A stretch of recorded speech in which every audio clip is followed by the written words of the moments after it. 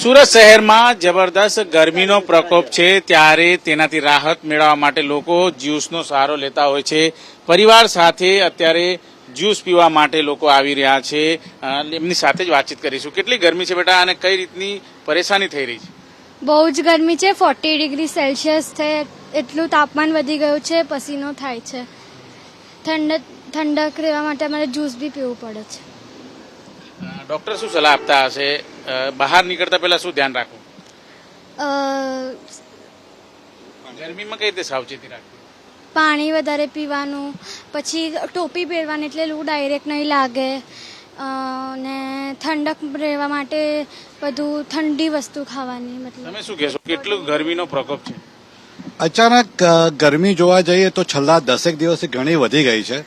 લગભગ આજે અત્યારે જોયું તો 42 ડિગ્રી ટેમ્પરેચર છે। સો બધાએ થોડી કાળજી રાખવી જોઈએ। અને હવે કેવું છે કે હવેનું જીવન એવું થઈ ગયું છે કે બધા એસીમાં બેસે છે, એટલે એસીમાંથી બહાર આવે તો વધારે ગરમી લાગે, મતલબ 42ની જગ્યાએ 46 લાગે। સો થોડું પાણીનું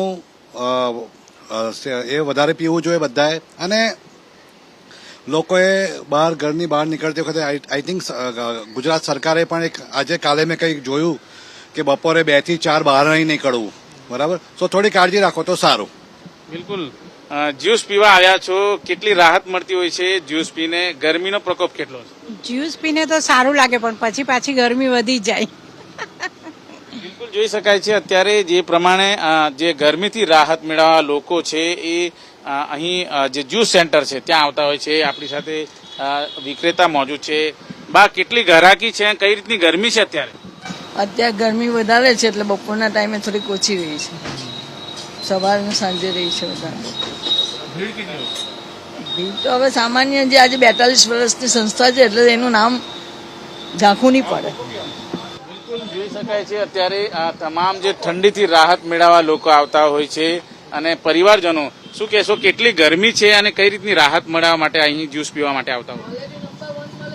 ના, નંબર 1 ક્વોલિટી તો છે જ ને, સારું છે, સરસ છે। ગરમી અત્યારે હશે લગભગ સમજો નહીં 34-35 ડિગ્રી આસપાસ।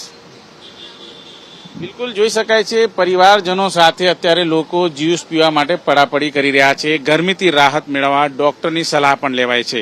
કેમેરામેન રાકેશ પાનવાલા સાથે ધનરાજ બાગલે, એબીપી અસ્મિતા, સુરત।